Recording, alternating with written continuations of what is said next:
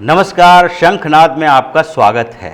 इन दिनों कांग्रेस पार्टी ऐसी बेचैन हो चुकी है कि अब वही कांग्रेस पार्टी ब्रिटिश से स्थापित और ब्रिटिश वाली राजनीति करने लगी है। जैसे ये ह्यूम ने कांग्रेस की स्थापना इसीलिए की थी ताकि ये सेफ्टी वॉल्व की तरह काम कर सके, यानी भारत के लोगों के एग्रेशन को कम करना है तो उसके लिए कम से कम कांग्रेस से आवाज़ उठे, उनको संतुष्ट कर दिया जाए और उसके बाद उनको संतुष्ट करके अंग्रेजी हुकूमत को और लंबे समय तक खींचने के लिए, उसे स्थापित करने के लिए एक मजबूती प्रदान की जाए। ये एक बड़ी अवधारणा थी और उसी तरीके से ब्रिटिश ने भारत में फूट डालो और शासन करो की नीति अपनाई। जमींदारों को लड़ाओ दूसरे उनके सामान्य लोगों से, अमीरों को गरीबों से लड़ाओ, संघर्ष के तरीके अपनाओ। उसके बाद जातियों के नाम पर, मजहब के नाम पर, धर्म के नाम पर, ये सारे जगह पर ऐसे फूट डलवा दो कि एकता हो ही न पाए। और यही अब कांग्रेस ने अपना लिया है। इन लोगों को लगने लगा कि नहीं, अब सीधे तरीके से भारतीय जनता पार्टी में काम नहीं चलने वाला है। चिट्ठी लिखो, पत्री लिखो, डिमांड करो, लोगों को ये बताओ कि नहीं, ये काम गलत हो रहा है। लेकिन इस बीच इन लोगों ने एक और काम शुरू कर दिया। अमित शाह के मंत्रालय की बात हो तो प्रधानमंत्री मोदी को चिट्ठी लिखेंगे। अमित शाह के खिलाफ जो बातें इनको अमित शाह से करनी चाहिए, वो भी केंद्रीय गृह मंत्री हैं, कोऑपरेटिव मिनिस्टर हैं, वो सेकंड इन कमान कहा जाता है। अगर देखा जाए तो सरकार के अंदर, संगठन में राष्ट्रीय अध्यक्ष कोई भी हो, संगठन के सबसे बड़े चाणक्य अमित शाह को कहा जाता है। आपकी डिमांड वो सुन सकते हैं, आपकी डिमांड पर कार्रवाई भी हो सकती है, लेकिन सीधे प्रधानमंत्री मोदी को, लीडर ऑफ अपोजिशन लोकसभा के अंदर, लीडर ऑफ अपोजिशन राज्यसभा के अंदर, यानी कि राहुल गांधी, मल्लिकार्जुन खड़गे, दोनों एक साथ आए।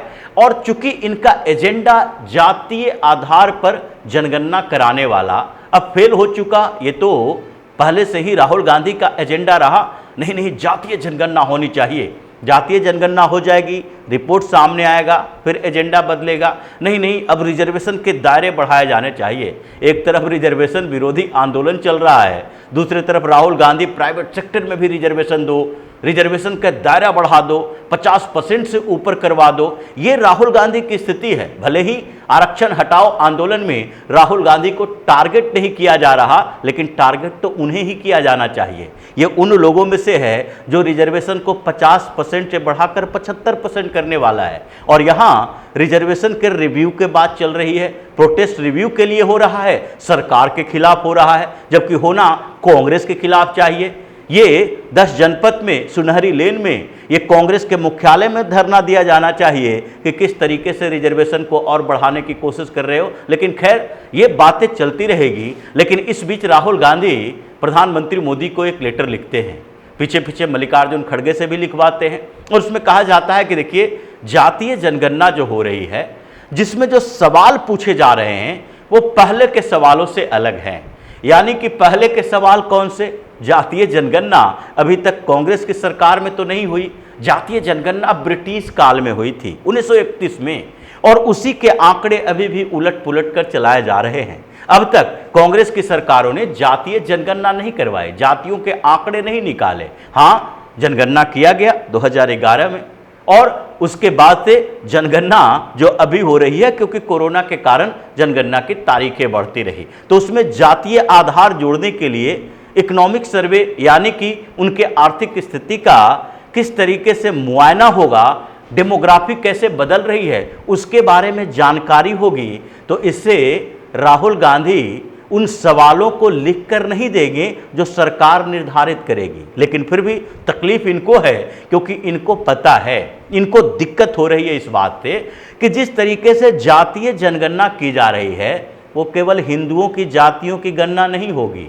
ये सोच रहे थे हिंदुओं की जातियों की गणना होगी, केवल हिंदुओं की जातियां बताई जाएगी और उसमें बताया जाएगा कि किस जाति की जनसंख्या किस स्टेट में, किस जगह पर कितनी है। लेकिन यहाँ तो मामला उल्टा भी चल रहा है, क्योंकि जातीय जनगणना जब हो रही है तो उसमें सवालों के जो क्वेश्चनायर तैयार किए गए हैं उसमें पूरे व्यवस्था में शामिल जितने भी धर्म समुदाय के लोग हैं सबके अंदर जाति व्यवस्था है, तो उसको निर्धारित करना पड़ेगा।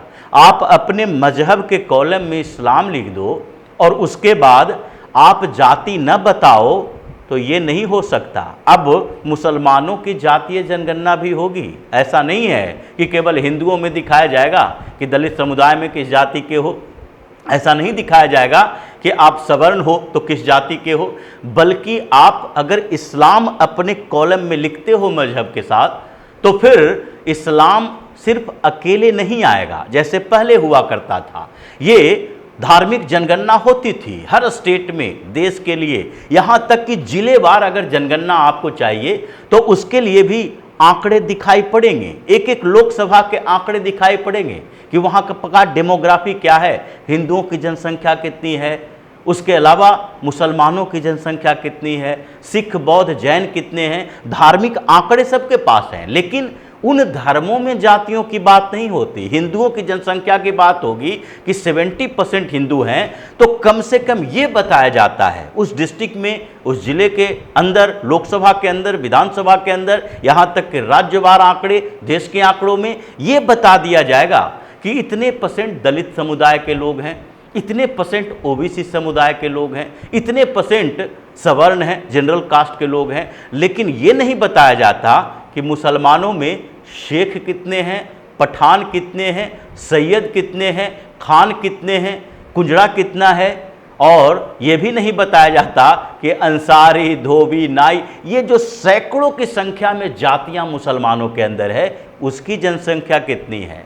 अगर देखा जाए तो जैसे जनरल कास्ट, ओबीसी और एससी एसटी यहाँ पर निर्धारित है, उसी तरीके से मुसलमानों के अंदर भी अपर कास्ट हैं। शेख, सैयद, खान, पठान ये अपर कास्ट की जातियां हैं और इनका संबंध ये ओबीसी कहे जाने वाले, क्योंकि ओबीसी जो अदर बैकवर्ड कास्ट है उसमें तो मुसलमान भी आता है। और कांग्रेस शासित प्रदेश जितने हैं उन्होंने तो बार बार इसका कि मुसलमानों के धर्म के आधार पर रिजर्वेशन मिले, कर्नाटक में भी चला, तेलंगाना में भी चला।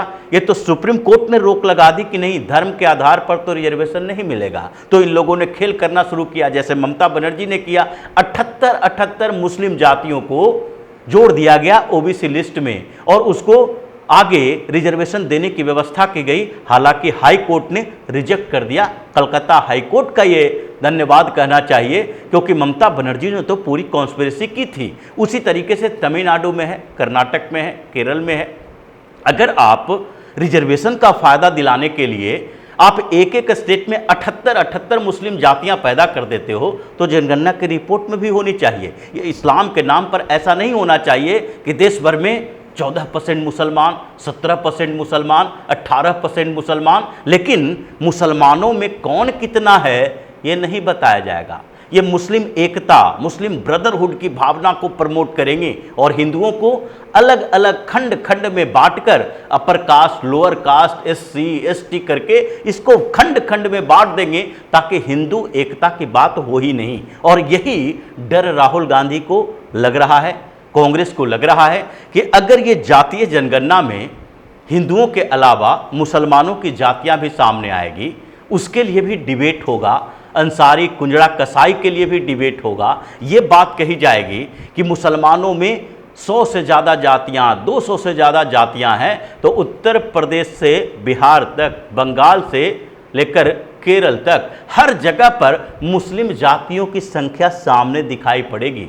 विवाद इस पर भी होगा और जब जब हिंदू जातियों की बात होगी, मुस्लिम जातियों की चर्चा भी की जाएगी। और इसलिए इन लोगों को वो निर्धारित सवाल चाहिए, ये सवाल नहीं जो सरकार बनाकर दे रही है, इनको अपने अनुसार सवाल चाहिए। इसीलिए चिट्ठी लिखी गई, चिट्ठी प्रधानमंत्री मोदी को लिखा, दोनों ने मिलकर कि नहीं, जातीय जनगणना के लिए जो सवाल दिए गए हैं वो सवाल सही नहीं हैं, इनको बदलना चाहिए। ये पहले से निर्धारित सवालों को ट्विस्ट कर दिया गया है और डर इस बात का है कि जिस तरीके से ये पूरा मुद्दा अब धीरे धीरे बढ़ते जाएगा, राहुल गांधी कांग्रेस की राजनीति पिछड़ती जाएगी और फिर रीजनल पार्टियों की थोड़ी सी औकात बढ़ेगी जातीय आधार पर आंकड़े आने के बाद, इससे भी परेशानी है। इसलिए जब प्रधानमंत्री मोदी को ये लेटर लिखा गया तो प्रधानमंत्री मोदी इस लेटर का जवाब नहीं दे सकते, वो जवाब नहीं देंगे, इसलिए इसे कूड़ेदान में ही इस डिमांड को फेंक दिया गया। अब आगे फरवरी में आंकड़े आने शुरू हो जाएंगे, उसके बाद इन लोगों को पता चलेगा कि जो जातीय जनगणना की बात जो मुद्दा राहुल गांधी ने उठाया क्या उन्हीं के गले की फांस बनने वाली है। और इसलिए कांग्रेस के अंदर 6 महीने के बाद ही जैसे जैसे जनगणना शुरू होगा, अलग अलग जगहों पर विवाद शुरू होगा कि मुसलमानों की जातियां पूछी जाती है, वैसे ही कांग्रेस और भी दलदल के अंदर फंसती चली जाएगी। तो इसी तरह की खबरों के साथ फिर से हाजिर होंगे, तब तक के लिए बने रहिए हमारे साथ और देते रहिए हमें सहयोग, ताकि इसी तरह की खबर हम आपके लाते रहें। धन्यवाद।